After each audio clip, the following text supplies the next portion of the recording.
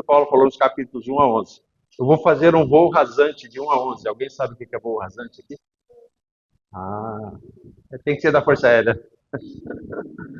Eu, como trabalhei muitos anos em indústria aeronáutica, isso era uma coisa normal para a gente. O voo rasante lá no exército, que é aquele voo que os aviões fazem em baixa velocidade próximo ao solo, certo? Isso acontece em operações militares, acontece muito em operações agrícolas, né? Principalmente, por exemplo, no Brasil nós temos fazendas muito grandes, então os donos geralmente têm aqueles aviões que eles fazem aquela, né, vistoria pela propriedade para ver se está tudo bem, se não tem invasão, se não tem algum animal morto, né, para ver se está tudo bem, ou mesmo jogar implementos agrícolas em cima da aviação. Esse é um voo rasante. Então nós vamos fazer um voo rasante em Romanos 1, Romanos de 1 a 11, né? Relembrando tudo que falamos até agora. Primeiro, o tema da carta de Paulo aos Romanos é a justiça de Deus. Esse é o tema principal. Paulo introduz isso no capítulo 1, versículo 16 a 17, com a definição clara do Evangelho, onde ele diz que o Evangelho é o poder de Deus para a salvação, aplicável a todo aquele que crê, seja judeu, seja grego ou referência grego a gentios, pessoas de todas as nacionalidades. Por quê? Porque esse Evangelho ele é a manifestação da justiça de Deus. E a base em que ele se revela para nós é a fé. A fé salvadora, que é despertada em nosso coração pelo Espírito Santo, e é o modo pelo qual o verdadeiro cristão vive. O texto diz, Paulo faz uma citação lá do Velho Testamento, do livro de Abacuque, onde fala: o justo viverá pela fé. Então, o cristão, o crente, aquele que é salvo por Cristo, ele vive por fé. Nós vivemos por fé e não por vista, como disse Paulo. Em seguida, Paulo explica por que a justiça é necessária. Por causa da triste realidade do pecado. O pecado entrou no mundo, descrição lá no capítulos iniciais de Gênesis. E o que é o pecado em si? O pecado é uma rebeldia contra Deus.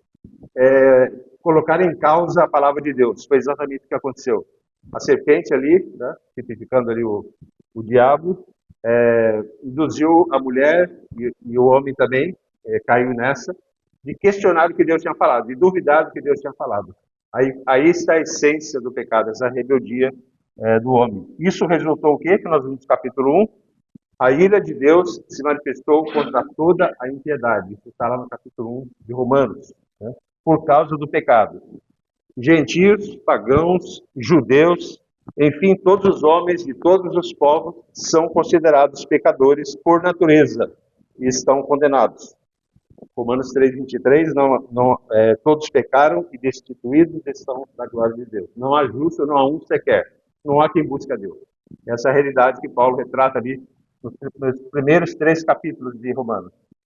No capítulo 4, ele introduz ali um paradigma, introduz um modelo de justificação pela fé. Através de quem? Através da vida de Abraão. Abraão, o que é falado sobre ele? Ele creu em Deus, e isso lhe foi imputado como justiça, ou isso lhe foi atribuído como justiça.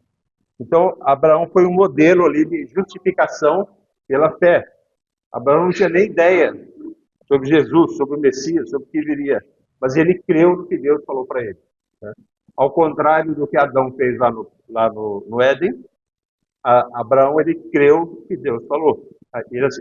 Deus falou para ele: vai embora, sai da sua casa, vai para outra terra, abandona tudo e vai para o lugar que eu te mostrarei. Ele ficou anos a caminhar até que Deus revelou o que queria para a vida dele. Então ele creu em Deus, e isso lhe foi atribuído como justiça. O que Abraão fez? Ele estava a apontar para uma solução definitiva para o pecado da humanidade, através da justificação pela fé, através de quem? Através de Jesus Cristo. Romanos 5:1, justificados, pois, mediante a fé, temos paz com Deus, por meio de nosso Senhor Jesus Cristo. Então, Deus não deixou o homem morrer naquela condição de pecado em que ele mesmo se meteu, mas ele trouxe a solução através de Jesus Cristo. 5:8, Deus prova seu próprio amor para conosco, pelo facto de ter Cristo morrido por nós, sendo nós ainda pecadores. E Paulo explica que assim, por causa de Adão, o pecado e a morte entraram em toda a raça humana. É como um vírus que entrou na corrente sanguínea de toda a humanidade. O vírus do pecado entrou na alma de todos os homens, né? Mas apenas um ato de justiça, um ato feito por Jesus Cristo, pela sua morte na cruz. Através desse ato, a graça veio sobre todos os homens para a justificação que dá vida. E, nesse ponto, eu gostava de fazer 3 observações importantes. Primeiro, a graça supera em muito o pecado. Paulo diz aqui, onde o pecado abundou, superabundou a graça. A graça de Deus foi muito mais poderosa, muito mais evidente do que o pecado. Segundo ponto importante, Deus veio ao encontro do homem para resgatá-lo do pecado. Foi uma iniciativa divina, isso se chama graça, isso é o que se chama de redenção. Deus mesmo veio redimir a humanidade. Em Romanos 3,26 nós vemos que Deus mesmo é justo e o justificador daquele que tem fé em Jesus. E o terceiro ponto importante, embora a graça de Deus traga a oportunidade de salvação para todos os homens, ela só é aplicável para aquele que crê em Cristo. O Evangelho é poder de Deus para todo aquele que crê em Cristo. Então, não é um universalismo da salvação, não é uma salvação aberta para todos, mas ela é para aquele que crê em Cristo. Tá? Paulo, então, ele ficou aqui as bases da justificação pela fé. A doutrina mais importante quando nós tratamos de salvação. A justificação pela fé é a essência do Evangelho. Se tu não entendes o que é a justificação pela fé, tu não entendeste o Evangelho. Venha conversar comigo depois do curso para falar sobre isso. É muito importante. Entender o Evangelho, entender a justificação pela fé. No cerne da reforma protestante, a sua origem foi exatamente isso aí, a justificação pela fé. Não por obras, não por méritos, tradições, relíquias, seja o que for, mas graça de Deus recebida pela fé. O reformador Martim Lutero, ele se converteu exatamente ao ler aqui Romanos 1, 16 e 17. O Evangelho é o poder de Deus para a salvação de todo aquele que crê, primeiro do judeu, primeiro do grego, porque o justo viverá da fé. É graça de Deus, não há mérito, não há o que o homem pode fazer. Então, no cerne da reforma, no cerne do Evangelho, nós vemos a justificação pela fé. A seguir, Paulo trata de santificação, que é um processo necessário para os que foram justificados. Demonstra que nessa vida nós ainda vamos precisar lutar com a presença do pecado. Ele mostra o conflito que ele mesmo tinha com isso, mas ele reforça a nossa esperança no capítulo 8. Agora, pois, já nenhuma condenação há para os que estão em Cristo Jesus. Ele lembra que nada pode nos separar do amor de Deus e nada pode tirar a nossa salvação, pois é Deus quem nos garante até a glorificação final, para todos aqueles que foram chamados e justificados em Cristo. Em seguida, Paulo vem falar sobre Israel, nos capítulos 9 a 11, então sobre isso eu não vou falar nada, porque nós recentemente tratamos bastante sobre isso, por as últimas mensagens, e acabamos de ver isso. Só gostava de ressaltar mais uma vez que a salvação, tanto para os judeus como para os gentios, é sempre através de Jesus Cristo. Como eu gosto de lembrar, não há um plano B para os judeus. O plano é Cristo, desde o início, para todos. Ele é o único caminho para a salvação de todo aquele que crê. Agora, nos capítulos 12 e 16, como eu falei, então, esse ponto de viragem aqui, Paulo vai apresentar os contornos das demandas morais que estão sobre aqueles que receberam a justiça de Cristo pela fé. O que significa isso? Vamos explicar melhor. Essas demandas, esses requisitos morais, requisitos éticos, não são o meio pelo qual nós somos justificados, porque nós somos justificados pela fé, mas o caminho pelo qual as pessoas justificadas devem viver.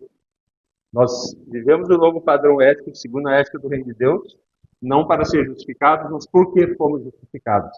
E aí, então, temos uma nova forma de ser. Por outras palavras, o cristão verdadeiro, após sua conversão, ele não fica na mesma, ele muda de vida. Esse é um sinal de conversão, realmente, de mudança de vida. Vamos, então, ler Romanos 12, 1 e 2. Estou lendo aqui na versão Lara, que é a mesma aqui, né?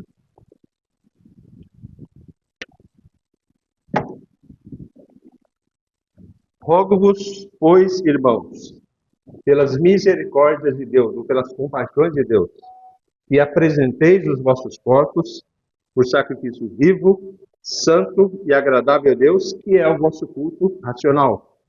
E não vos conformeis com esse século, ou com esse mundo, mas transformai-vos pela renovação da vossa mente, ou do vosso entendimento, para que experimenteis qual seja a boa, agradável e perfeita vontade de Deus.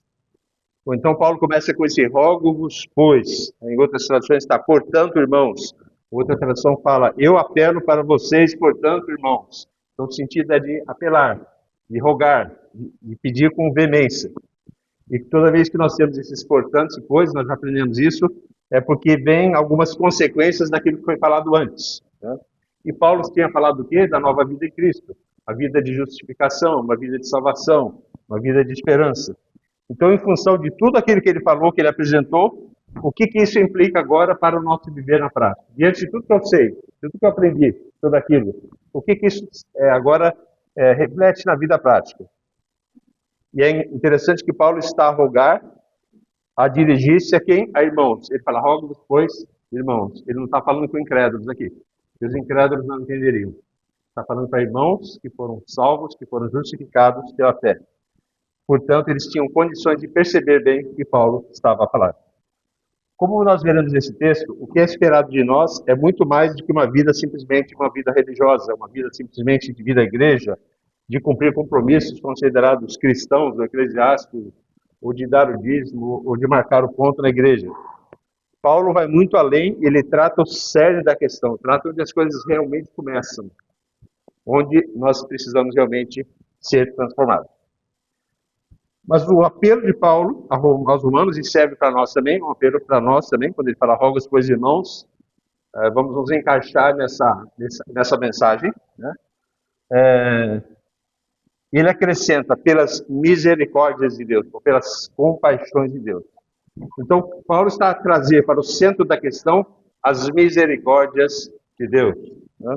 O profeta Jeremias nos lembra que as misericórdias do Senhor são a causa de não sermos consumidos, porque as suas misericórdias não têm fim. Isso está lá em Lamentações 3, 22. Essa ênfase de Paulo, então, é para termos em mente que tudo aquilo que obtivemos, perdão dos pecados, justificação, graça, enfim, todas as bênçãos espirituais em Cristo, só existe porque Deus é misericordioso, porque Deus é bom, porque Deus é gracioso, porque Ele é bondoso, porque Ele estendeu a sua mão para nós.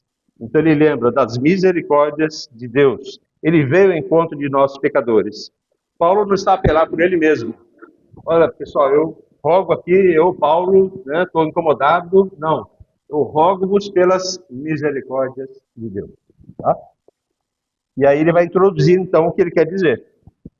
Ainda no versículo 1. Rogo-vos pela misericórdia de Deus que apresenteis os vossos corpos por sacrifício vivo, santo e agradável a Deus. Por corpo, obviamente, Paulo está a incluir o nosso corpo físico, né? Que, como ele mesmo ensinou, nosso corpo é templo do Espírito Santo. Essa é uma indicação que ele dá lá na carta aos Coríntios. Mas o sentido é mais amplo, tem a ver com toda a nossa vida, com tudo que nós fazemos. Em essência, tem a ver com o nosso ser. É isso que significa apresentar o nosso corpo como sacrifício vivo. Mas certamente o corpo é a nossa expressão mais viva. É como nós somos vistos, é como nós nos apresentamos. Com o corpo nós falamos, com o corpo nós ouvimos, nós vemos, nós trabalhamos, seja com a mente, seja com as mãos. Nós nos deslocamos com os nossos pés e assim por diante. Mas o melhor entendimento que Paulo está a falar de tudo isso aqui é que realmente tem implicação em relação a todo o nosso ser. Mesmo as expressões emocionais, racionais ou irracionais, né, espirituais, acontecem através do nosso corpo. Né? É como nós nos apresentamos, é como as pessoas nos veem. Na quarta-feira nós estudamos um pouco sobre a divindade e humanidade de Jesus, né? Cristo foi a manifestação do Deus divino em sua humanidade, ou seja, Deus desceu, ele se humilhou, né? Ele se esvaziou, ele se rebaixou para estar entre nós, na humanidade. Jesus foi reconhecido fisicamente, o próprio de Filipenses fala isso, ele foi visto, ele relacionou-se com os homens através de seu corpo, e foi seu corpo que foi entregue como sacrifício na cruz, que foi sacrificado por nós, pelos nossos pecados na cruz do Calvário. Nós vemos vários textos a indicarem que Jesus entregou a sua vida. Ele disse lá em João 15,13, ninguém tem maior amor do que esse, do que dar a sua própria vida pelos seus amigos. Então, se Jesus entregou o seu corpo na cruz, ele estava entregando a sua vida. Tá? Então, a lógica que Paulo está a usar aqui no capítulo 12, verso 1 aqui de Romanos, é que como cristãos, a nossa expressão máxima de entrega é o nosso corpo a representar o quê? A nossa própria vida. Ou seja, é a entrega da nossa própria vida. E ele fala em nos apresentarmos, a nos entregarmos, nosso corpo, a nossa vida, como um sacrifício vivo, santo e agradável a Deus. Esse tema sacrifício, ele é um tanto complexo, e demanda o entendimento ali do sistema sacrificial que havia no Antigo Testamento. Nós até mencionamos hoje isso na leitura aos Hebreus. Não é o nosso propósito fazer um estudo sobre isso hoje, que seria muito extenso. O que nós precisamos ter muito claro é que Paulo certamente não está aqui a falar que nós precisamos fazer sacrifícios, tipo penitências, obras, peregrinações, autoflagelo ou qualquer coisa parecida, né?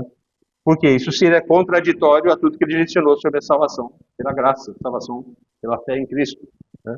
Cristo fez a sua obra de salvação perfeita, então ele certamente não está a falar isso. O sistema sacrificial do Antigo Testamento era apenas uma sombra do que viria depois. O próprio autor de Hebreus nos ensina isso. Depois que o Cristo fez o sacrifício perfeito e definitivo, ele abriu a entrada, né, à presença de Deus através da sua morte, da sua ressurreição. Nada mais precisa ser feito daquilo. Aquele sistema sacrificial, ele fica sem efeito. O autor aos Hebreus, capítulo 13, 15, ele fala uma expressão chamada sacrifício de louvor. Mas ele fala isso logo após a dizer que Jesus sofreu, ele foi sacrificado para santificar seu povo.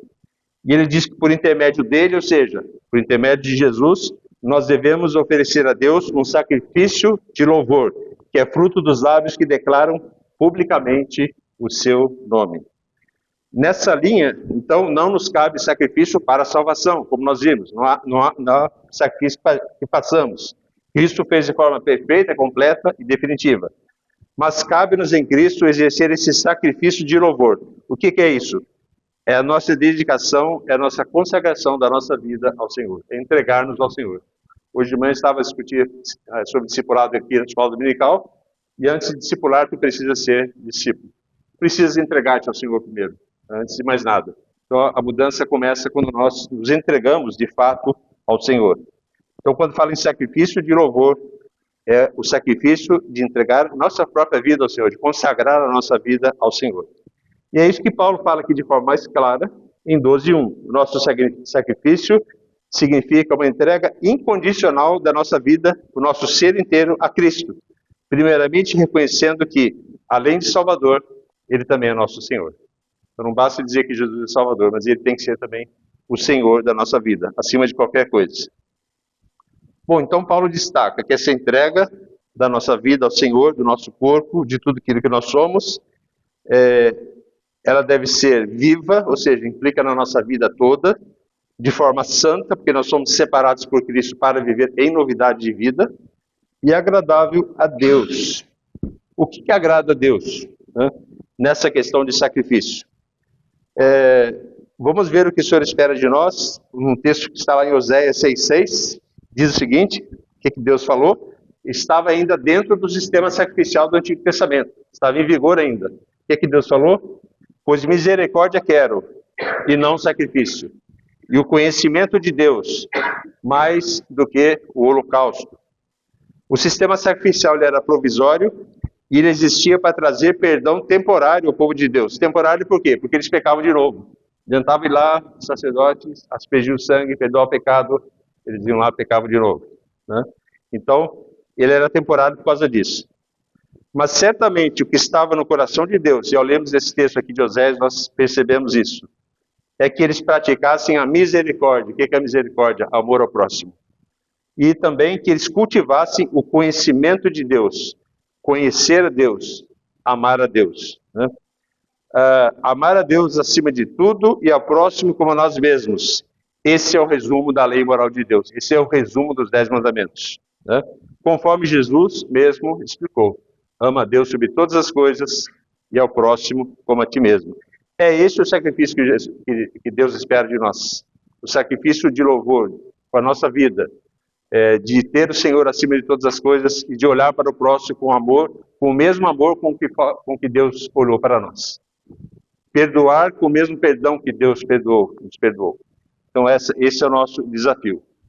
Esse é o sacrifício que Deus espera ao nos entregarmos para Ele. A nossa obediência ao Senhor é a nossa melhor resposta para a bondade de Deus em Cristo. Pois assim nós demonstramos o nosso amor pelo Senhor, ao reconhecer a sua grande misericórdia.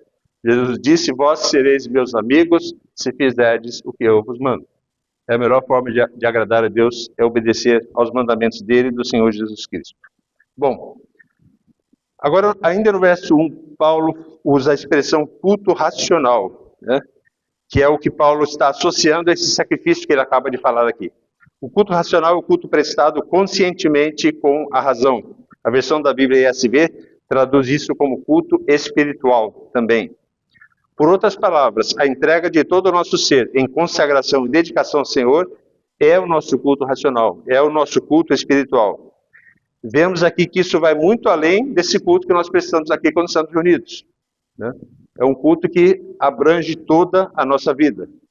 Nós sabemos que a nossa vida toda é para a glória de Deus, nós somos criados para isso. O nosso trabalho secular, a nossa família, os nossos momentos de lazer, os nossos hobbies, os nossos relacionamentos, enfim, tudo que nós fazemos precisa ser feito para a glória de Deus.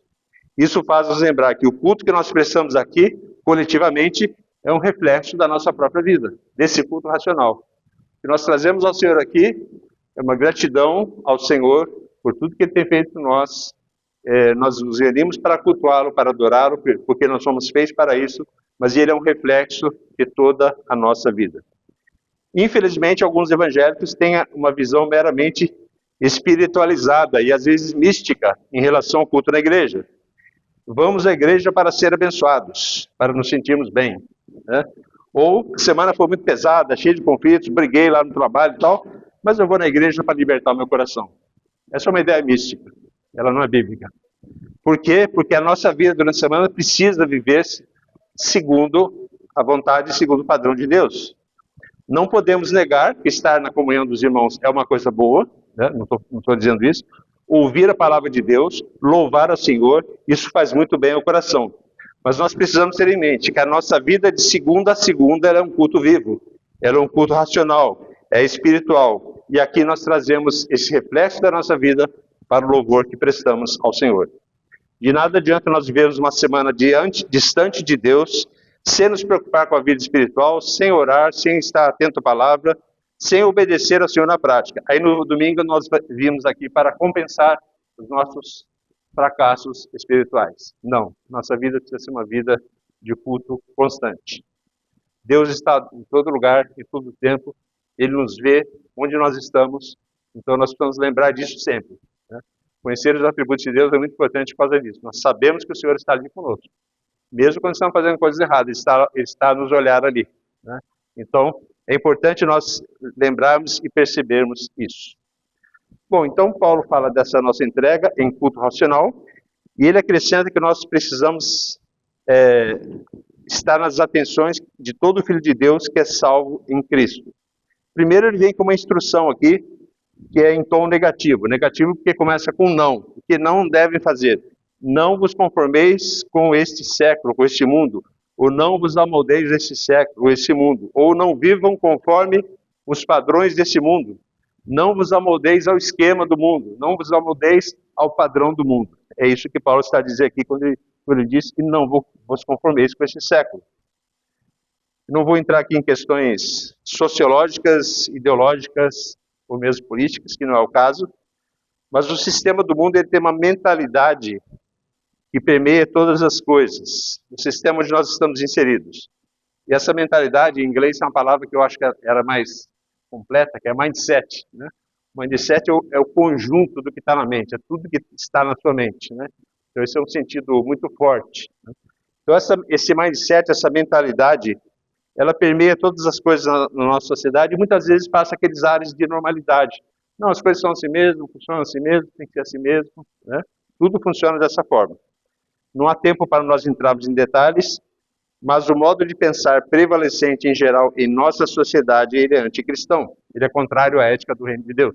Isso foi, de certa forma, aqui falado hoje na escola dominical, quando se falou da perseguição que os cristãos estão a sofrer, inclusive em alguns países, sendo perseguidos até a morte, né?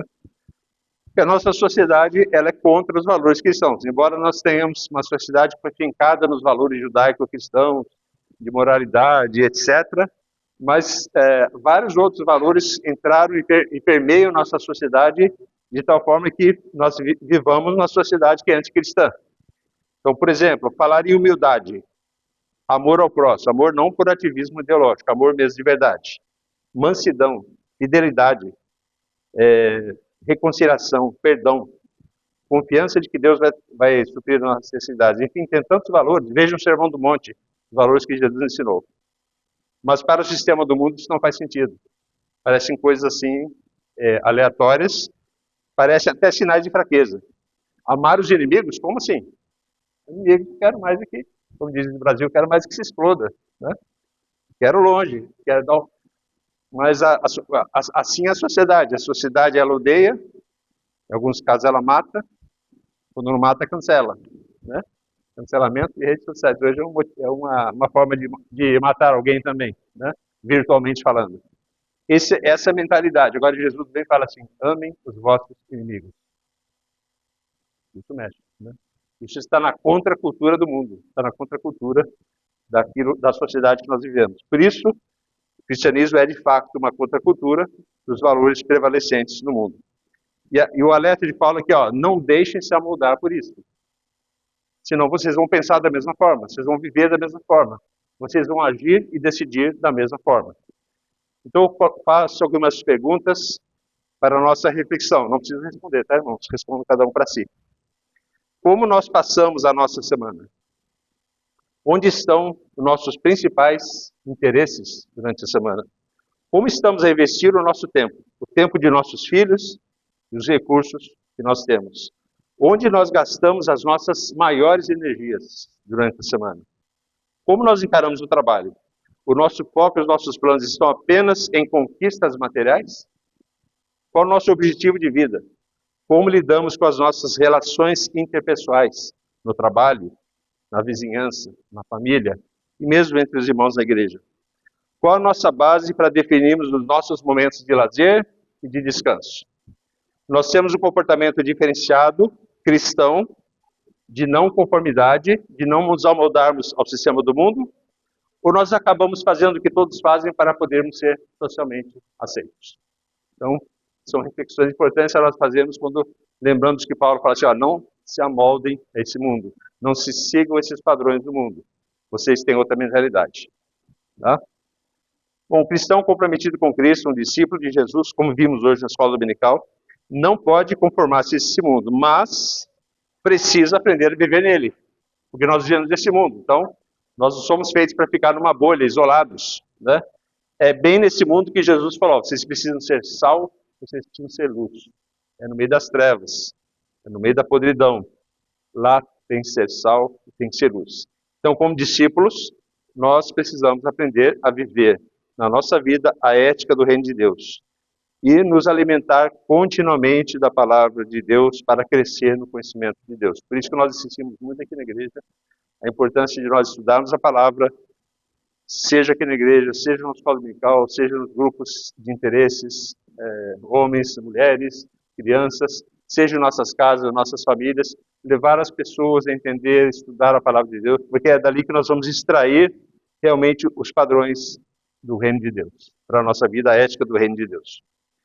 Bom, como eu disse, Paulo começa com uma negativa, não vos conformeis, mas ele entra com uma outra também em tom positivo. Ele fala, mas transformai-vos pela renovação da vossa mente.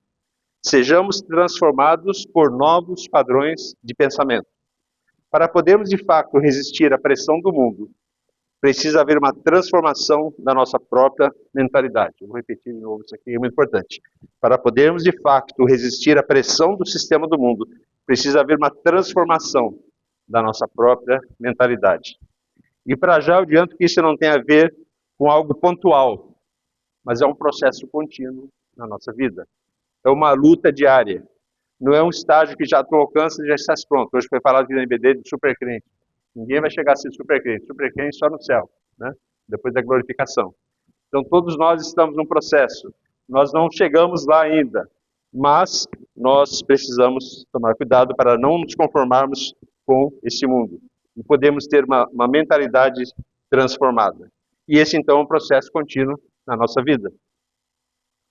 Tanto a não conformidade com o mundo como a busca por uma mente renovada fazem parte do processo da nossa santificação. O que é a santificação? É procurarmos ser mais parecidos com Cristo. Por que nós somos discípulos? Nós discipulamos e nos deixamos discipular. Porque nós queremos ser mais parecidos com Cristo. Essa é a nossa meta de vida. É assim que nós caminhamos para uma mente renovada. Agora, por que será que Paulo enfatiza essa questão da renovação da mente? Por que ele fala isso? Né? Porque a forma como nós pensamos determina as nossas ações, as nossas palavras, as nossas decisões. Tudo começa aqui. Tudo começa aqui na nossa mente. E essa forma como pensamos é resultado da visão de mundo, da cosmovisão que nós temos, que nós formamos ao longo da nossa vida. Ao longo da nossa vida, nós formamos valores. Então, o lugar onde nós moramos, a família de onde nós viemos, os amigos que nós tivemos, as escolas por onde passamos, os professores que passaram pela nossa vida, os amigos que tivemos na infância, tudo isso gerou uma visão de mundo que tu tens, uma cosmovisão, né? E a minha não é igual a do irmão Antônio, não é igual a do Vladimir, não é igual a do Victor. Cada um tem a sua. Cada um foi criado num ambiente, num mundo diferente, né? Isso gera a nossa visão de vida. E o que Paulo estava falando assim, olha, veja se a sua visão de vida está de acordo com a mente de Cristo. Veja se ela está de acordo com a palavra, né? Por isso que ele fala em mente renovada. Muitas vezes, tantas coisas que nós aprendemos ao longo da nossa vida, elas não estão certas, elas não estão de acordo com valores cristãos. Nós precisamos mudar. E esse é o alerta que ele fala. Por isso, se queremos resistir ao mundo, ter uma mente renovada, precisamos ter a mente de Cristo. 1 Coríntios 2,16, Paulo fala, mas nós temos a mente de Cristo. Isso é, pensar como Cristo.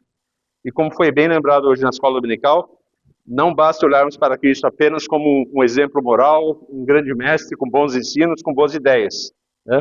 Ele é muito mais que isso, ele é o nosso Salvador. Ele nos tirou do império das trevas para o reino do Filho, do seu amor, como diz a palavra de Deus. E Jesus, ele é autor da palavra, tanto é que ele é o verbo, né? O verbo estava com Deus, o verbo era Deus, é a palavra. A Simone lembrou hoje aqui, de Gênesis a Apocalipse é a palavra de Cristo, né? Isso não apareceu lá só em Mateus. Ele estava no Gênesis, né? Criando o mundo, juntamente com Deus. Então, nós temos que ter essa perspectiva de olhar a palavra de Deus como um todo, desde o Antigo Testamento, passar pelos Evangelhos, e estar muito atento à orientação apostólica, que é o que nós vamos fazer aqui. Paulo deu instruções aqui detalhadas para a igreja, que Cristo não deu. A igreja foi fundada depois, no dia de Pentecostes ali. Mas só que Cristo fez o trabalho certo, discipulado, preparou homens, apóstolos, para implantar a sua igreja, né? Ele investiu na vida daqueles homens durante cerca de 3 anos. Então, por isso, nós precisamos estar atentos à palavra. Se nós queremos ter uma mentalidade cristã, uma mente de Cristo, nós precisamos mergulhar na palavra de Deus. Essa palavra que nós temos aqui. Precisamos entendê-la, precisamos estudá-la, precisamos ter familiaridade com ela todos os dias. Precisamos pedir ajuda de irmãos para nos ajudar a interpretar temas ou textos que são difíceis. Mas precisamos meditar e viver na palavra. Outro aspecto importante a considerarmos nessa necessidade de renovar a mente, não adianta nós queremos fazer mudanças de fora para dentro. As mudanças têm que ser de dentro para fora. Por isso que o Paulo fala da mentalidade, né? Não é através de regras, não é através de comportamentos que tu vais mudar. A Bíblia nos ensina que uma religião determinada por regras legalistas, ela não tem valor algum. E o que Deus espera de nós é mudança no coração. Provérbios 4, 23 diz, se tiveres alguma coisa para guardar, guarda o quê? O teu coração. Porque dele procedem as fontes da vida, dele procedem as saídas da vida. E por coração se entende o nosso ser, nossas emoções, nossa razão, a nossa vontade, né? Então a gente tem que mudar no sério. E Jesus deixou isso muito claro, esse trecho que eu queria ler com os irmãos, Marcos 7, 21 a 23. Olha só o que Jesus falou. Marcos 7, 21 a 23. Está ali. Porque de dentro do coração dos homens é que procedem os maus desígnios, ou seja, as más intenções, a prostituição, os furtos, os homicídios, os adultérios, a avareza, as malícias, o dolo, a lascívia, a inveja, a blasfêmia, a soberba, a loucura. Ora, todos esses males vêm de dentro e contaminam o homem. Jesus estava a falar aqui, ó, o que contamina o homem não é o que entra pela boca dele, mas é o que sai do homem. Ou seja, se tens alguma coisa a guardar, guarda o teu coração. A renovação da nossa vida começa na mudança da nossa mente. Mudança de uma mente que está muitas vezes andando segundo o curso do mundo, mas que precisa ser mudada para pensar segundo a palavra de Deus.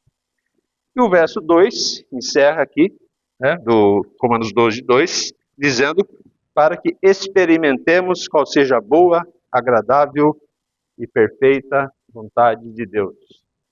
Descobrir a vontade de Deus. Esse é o anseio e o dilema de todos os cristãos. Quantas vezes nós não preciso saber a vontade de Deus para a minha vida? Eu quero saber a vontade de Deus. Né? Uma curiosidade, eu preciso saber, eu quero uma coisa que me diga o que vai acontecer no futuro. Mas a maioria das vezes em que eu vi as pessoas quererem saber a vontade de Deus, está relacionada a coisas focadas em conquistas materiais ou assuntos cotidianos. Né? Com quem que eu vou me casar? Será que eu devo mudar de cidade ou país? Eu devo procurar um novo emprego? Será que eu devo abrir esse negócio, investir? Será que vai dar certo no final? Né? Parece que a gente fica à espera de que apareça algum profeta que diga para nós o que nós vamos fazer, para ver se tudo vai dar certo ou não. Né?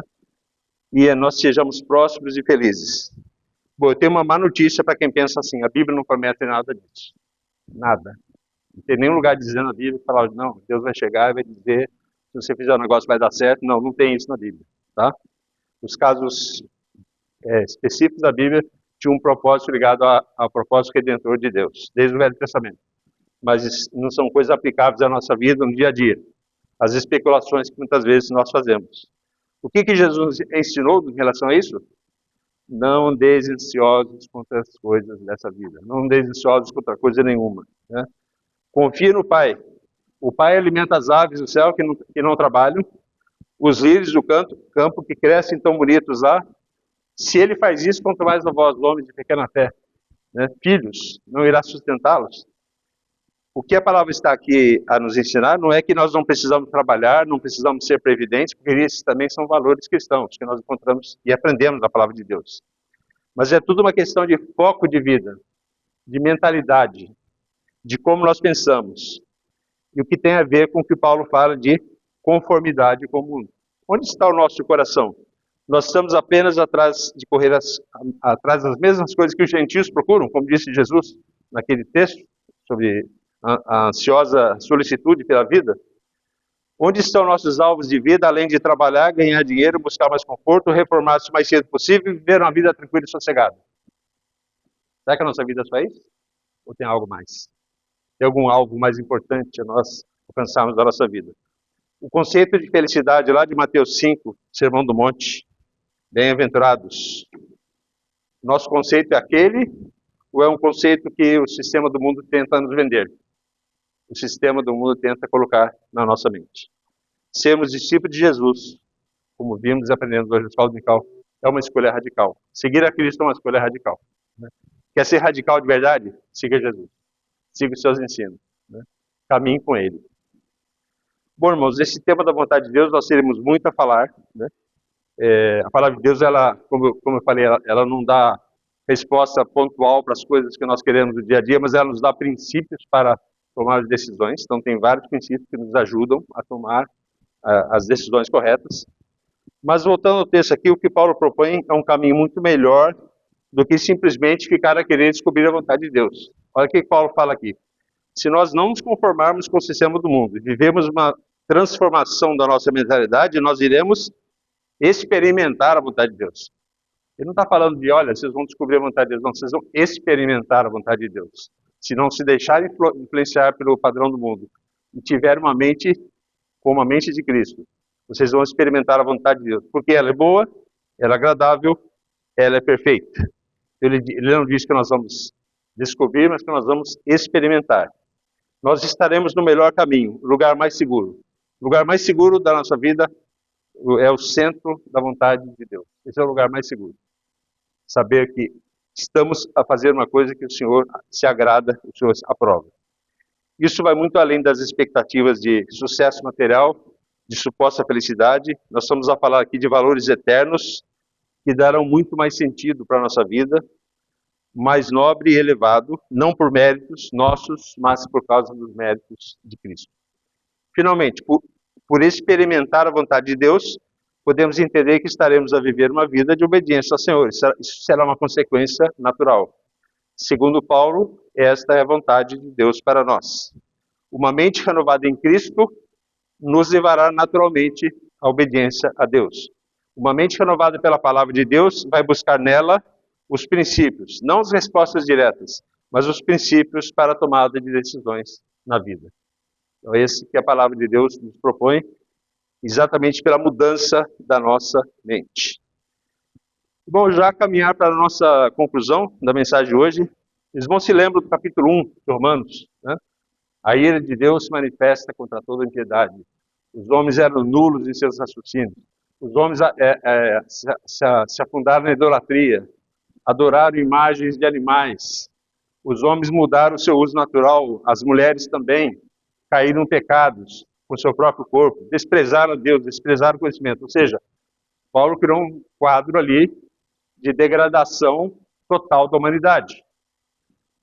Mas vejam a reversão que o Evangelho de Cristo faz quando ele entra na vida de uma pessoa. Comparem agora Romanos 12, 1 e 2, que Paulo está a falar com irmãos em Cristo, com o capítulo 1, que nós lembramos rapidamente. Aqui nós temos a misericórdia de Deus, ele fala pelas misericórdias no lugar da ira de Deus. Capítulo 1 ele falava sobre a ira de Deus. Nós temos a entrega dos nossos corpos como sacrifício vivo, no lugar de recusarmos glorificar a Deus, como aconteceu lá no capítulo 1. Nós ofertamos o corpo a Deus no lugar de desonrá-lo através do pecado, como está lá no capítulo 1. Nós praticamos o culto racional no lugar de adorar ídolos, como está lá no capítulo 1. Nós temos uma mente renovada no lugar de uma mente reprovada, uma mente que Paulo diz que eram nulos nos seus próprios raciocínios. Nós aprovamos a vontade de Deus, a boa, agradável e perfeita vontade de Deus, no lugar de rejeitarmos os mandamentos de Deus. Vejam a reversão que a graça de Deus faz. A graça manifestada no Evangelho causa na vida daqueles que foram justificados em Cristo. É uma mudança radical. É o que Paulo está a demonstrar aqui nesses pequenos 2 versículos, onde ele está aqui plantando as sementes aqui das mudanças que nós temos que ter na nossa vida prática. Irmãos, teremos muito a dizer hoje sobre o texto, mas diante de todas as considerações que fizemos, eu gostava apenas de ler mais uma vez esse texto que é na minha versão. Eu vou ler, eu gostava que os irmãos depois lessem junto comigo. Vamos ler de forma pausada. Esse é daqueles para a gente decorar, tá? Como eu costumo dizer, daqueles para pendurar lá no frigorífico, né? Ou então decorar. Isso aqui eu lembro que eu decorei na minha adolescência ainda. É um texto fantástico. Eu vou ler, depois os irmãos leem comigo. Rogo-vos, pois, irmãos, pelas misericórdias de Deus, que apresenteis os vossos corpos por sacrifício vivo, santo e agradável a Deus, que é o vosso culto racional. E não vos conformeis com este século, mas transformai-vos pela renovação da vossa mente, para que experimenteis qual seja a boa, agradável e perfeita vontade de Deus. Vamos falar todos juntos?